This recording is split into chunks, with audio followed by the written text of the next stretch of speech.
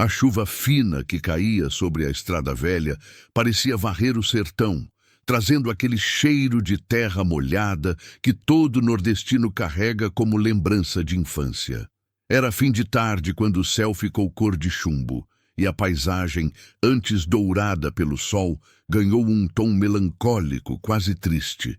Foi nesse cenário que seu Dário e Dona Alzirete viram, encolhido entre as raízes grossas de um umbuzeiro, um pequeno vulto imóvel. A carroça de madeira rangia a cada solavanco, e os cavalos bufavam, incomodados com o vento frio. Quando o menino levantou a cabeça, os dois tomaram um susto que jamais esqueceriam. Os olhos dele refletiam um medo tão profundo, tão antigo, que parecia não pertencer a uma criança. "Meu Deus, Dário, é um menino!" exclamou Alzirete, descendo da carroça com pressa. O garoto tremia dos pés à cabeça. A roupa estava rasgada, suja de lama e poeira, e havia marcas de unhas nos braços, como se tivesse se defendido de alguma coisa, ou de alguém. "Quem fez isso com você, meu filho?" perguntou ela, voz mansa. O menino abriu a boca, mas nada saiu. Apenas lágrimas escorreram, misturando-se com a chuva. Seu Dário analisou a estrada vazia, os arredores silenciosos, e depois olhou para a esposa.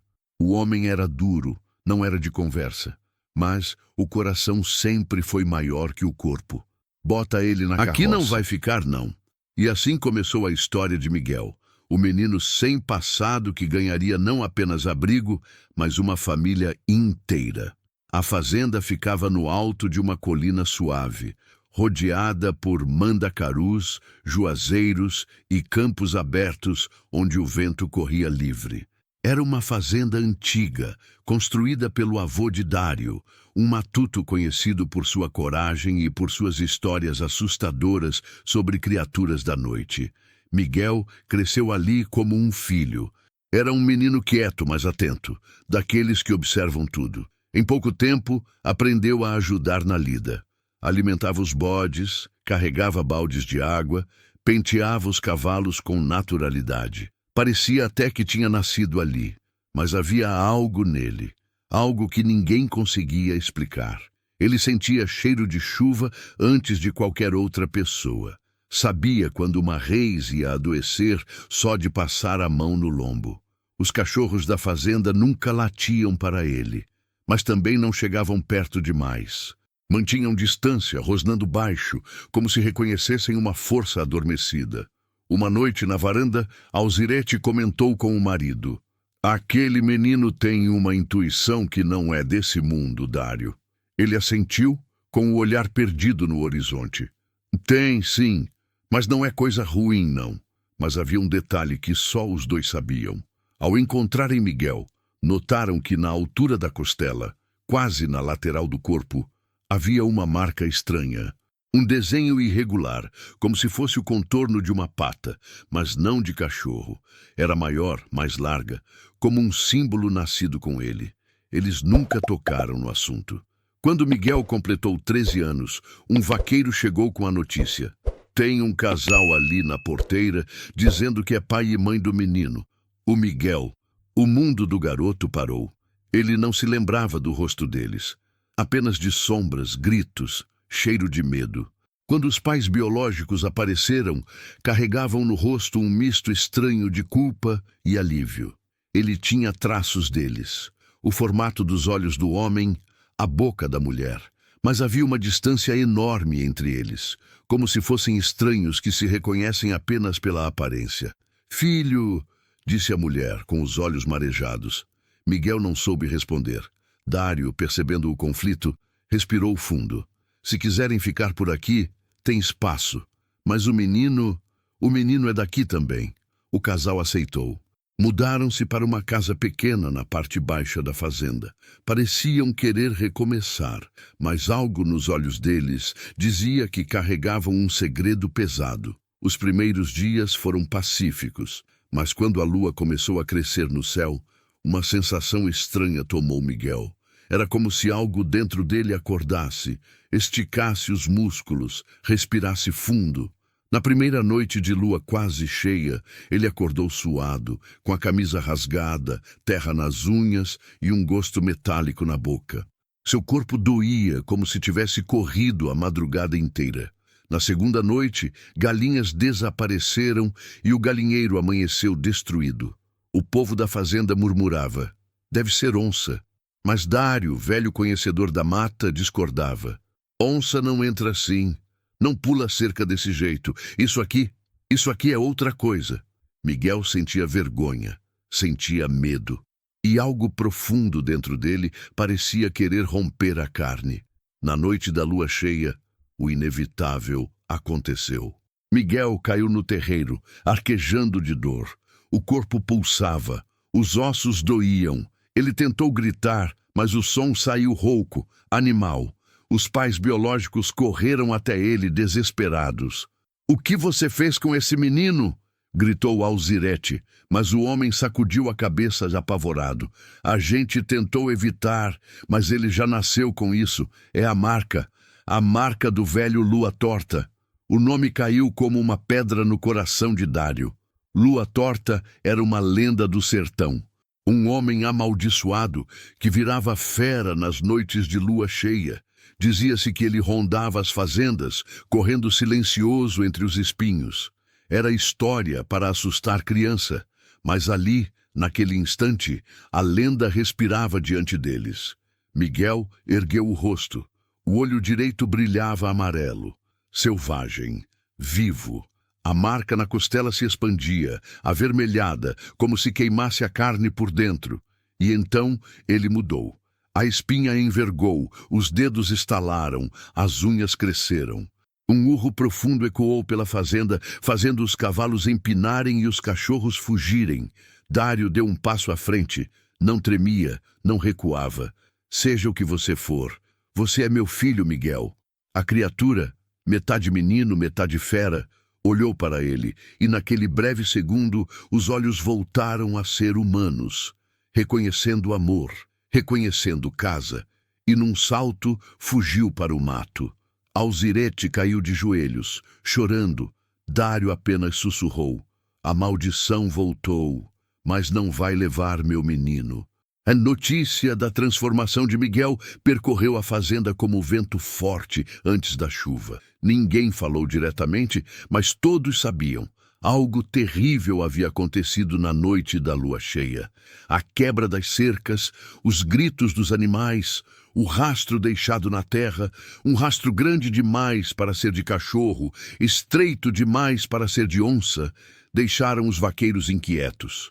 Seu Dário, porém, não contou a verdade. Não era ignorância, era proteção. Ele acreditava que, se mantivesse o segredo, ainda teria chance de trazer o menino de volta. Na manhã seguinte à noite da transformação, o terreiro amanheceu silencioso. O sol, tímido, mal conseguia romper o nevoeiro que cobria a fazenda. Alzirete preparava café quando de repente ouviu batidas desesperadas na porta. Era o pai biológico de Miguel. "Ele não voltou?" perguntou, com o rosto branco de pavor. "Não", respondeu Dário. "E não vai ser caçado nessa casa. Ele é meu filho também." O homem baixou a cabeça, como se aquela declaração fosse uma bofetada. Não pela raiva, mas pela vergonha. "Eu devia ter contado antes, mas tinha medo", confessou ele. "O pai da minha mãe, seu avô, ele carregava a marca da lua. Era chamado de Lua Torta, porque a coluna dele entortava quando a lua nascia cheia no céu. Ele virava bicho, mas não era qualquer bicho. Era um lobo do sertão, uma criatura que corre com as sombras." Dário escutava em silêncio. "Minha esposa e eu fugimos quando vimos sinais parecidos no Miguel ainda bebê. Febres estranhas, olhos amarelados, comportamentos que ninguém entendia. Tivemos medo e o abandonamos ali, na estrada." Alzirete, ouvindo aquilo, fechou os olhos, ofendida pela crueldade. "Vocês deixaram o menino para morrer?" "Não, nós entregamos ao destino." Ele engoliu seco. "E o destino trouxe ele para vocês." Enquanto conversavam, o sol finalmente rompeu o nevoeiro, iluminando as marcas no chão perto da cerca norte. marcas de passos fundos, como se um animal pesadíssimo tivesse passado por ali. Dário afivelou a bainha da faca e amarrou o chapéu na cabeça. Eu vou atrás dele. Dário, pelo amor de Deus, implorou Alzirete. Esse não é mais o nosso menino, pelo menos não esta noite. Mas o homem já caminhava decidido. A caatinga era um labirinto de espinhos, sombras e silêncio. Os mandacaros erguiam-se como guardiões antigos e o vento assobiava entre os galhos secos. Dário conhecia cada trilha, cada atalho, mas naquele dia a mata parecia outra. Tinha cheiro de medo e de sangue. Ele encontrou penas espalhadas, rastros arrastados, terra revirada. Mas nenhum sinal de Miguel, apenas o rastro inconfundível de um animal grande que corria desigual, como se carregasse dor no próprio corpo. Miguel, meu filho, onde você se meteu? Murmurou ele. Quando o sol começou a cair, um uivo ecoou ao longe, um uivo que fez o coração de Dário perder o ritmo. Era ele. Não era um som de predador, era um som triste, quase humano, pedindo ajuda. Enquanto isso, Miguel despertava entre folhas secas, dor nos músculos e um sabor amargo na boca. Ele não lembrava de tudo. Apenas flashes, o brilho da lua na água, um cheiro de cavalo apavorado, a própria mão crescendo, ficando escura, e o medo de machucar quem amava. Ele se arrastou até uma pequena grota e ali se escondeu. Estava sozinho, sujo. Sentia o corpo ainda latejando. E, estranhamente, sentia também saudade. Saudade da voz de Dário dizendo que ele era filho dele. Saudade do abraço de Alzirete quando ele voltava suado do curral. Saudade até dos cachorros, que mantinham distância, mas o protegiam. Miguel colocou a mão na marca da costela. Estava quente, ardendo. O que eu sou? Sussurrou ele, com o coração apertado. Um faro aguçado, quase instintivo, captou algo vindo do vento. O perfume de café fresco misturado ao cheiro de terra molhada. Era a fazenda, era casa. E então Miguel chorou. Já era noite quando Dário encontrou a grota. Ouviu o choro antes de ver a figura pequena encolhida na sombra. Miguel? O menino levantou o rosto devagar. Os olhos estavam vermelhos, cheios de culpa. Eu machuquei alguém? Perguntou ele com a voz trêmula. Não, disse Dário sentando ao lado. Você só correu porque não entendeu, mas eu entendi.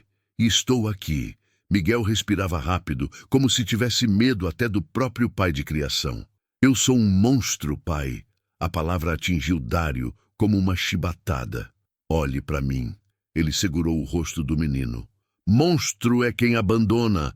Monstro é quem faz mal por querer. Você não é isso. Você é meu menino. Miguel se jogou no abraço dele. O choro ecoou pela mata, profundo, sofrido, como o de uma criança que finalmente admite seu medo. Mas naquele momento, uma figura surgia entre as árvores. Era a mãe biológica, tremendo, desesperada, segurando uma foto antiga, um retrato do avô Lua Torta, tirado antes da maldição devorá-lo por completo. Miguel olhou e sentiu o estômago embrulhar. O homem da foto tinha o mesmo brilho selvagem nos olhos. Filho, disse ela, com a voz quase um sussurro. Se você carregar isso sozinho, será destruído. Mas se tivermos coragem, podemos controlar. Podemos impedir Dário que você vire o que ele devagar. virou.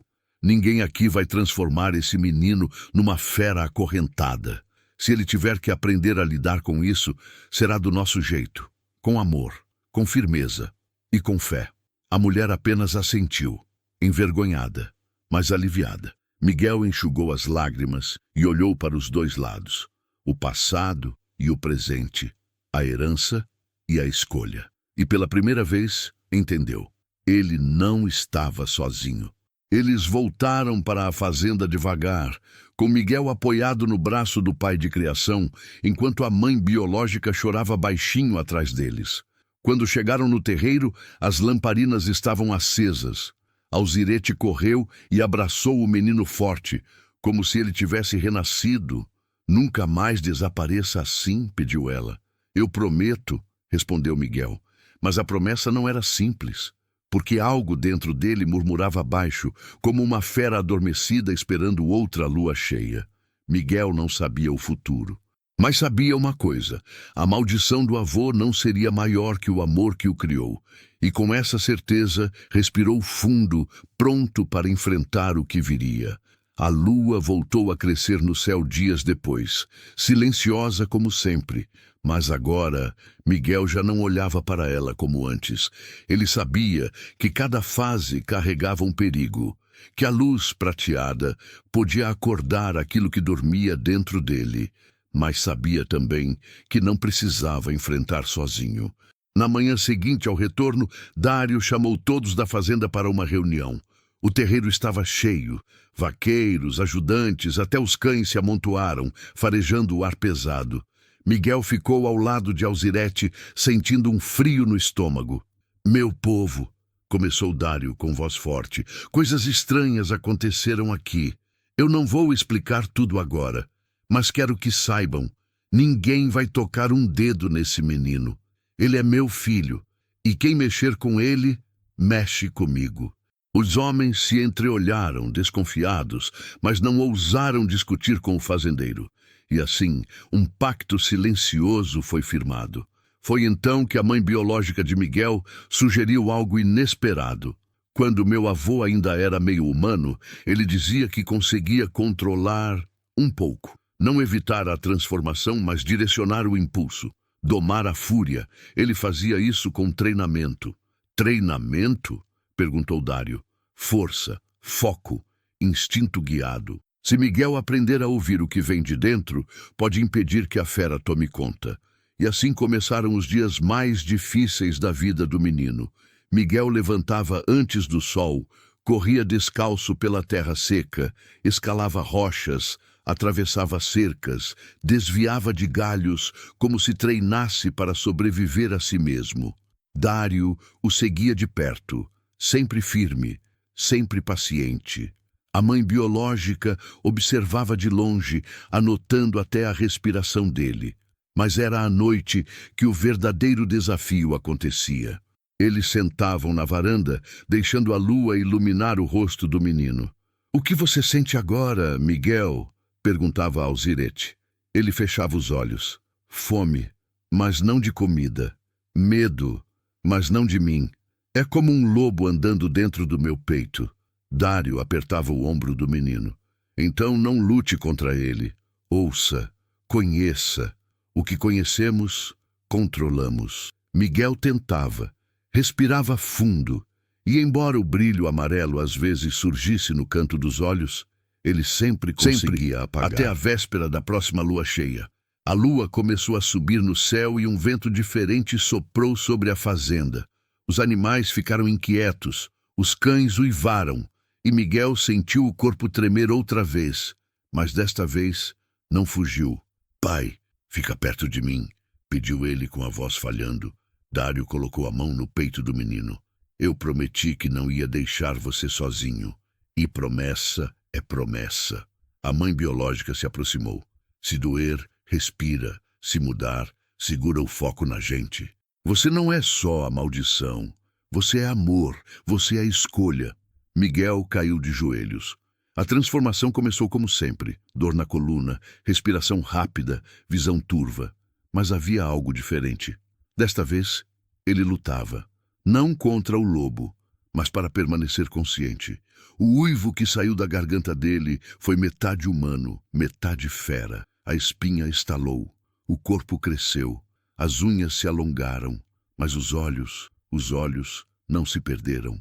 Continuaram humanos, cheios de lágrimas, cheios de força. A criatura que emergiu ali era assustadora, sim, mas não era descontrolada. Era um híbrido, a maldição do avô e o amor da família fundidos em uma só forma. Dário não recuou. "Miguel, me ouça. Você está aqui. Veja a gente. Sinta a gente." O lobo ergueu o focinho e rosnou baixo, mas não atacou. A mãe se aproximou lentamente. Algo impensável. "Meu filho, você venceu." E a fera baixou a cabeça. Seus músculos tremiam, mas ele estava controlado. Ele havia tomado a decisão mais importante da vida, não ser escravo da herança. Quando o sol nasceu, Miguel acordou humano outra vez, exausto, mas vivo, e sorriu. Eu não fugi, eu fiquei, e sempre vai ficar, disse Dário. Com o tempo, Miguel aprendeu a viver com o que era. A fazenda, que antes temia a noite, agora sabia que tinha um guardião poderoso. As matilhas de lobos verdadeiros mantinham distância. Predadores sumiram. Criaturas que rondavam a região desapareceram misteriosamente. Miguel havia se tornado uma lenda viva, não como o avô, mas como um lobo que protege, um menino que ama, um homem que escolhe seu destino. E todas as noites, quando a lua surge no céu, Dário olha para ela e diz: seja lá quem está ouvindo, obrigada por devolver meu menino. E um uivo profundo responde ao longe, não de ameaça, mas de carinho.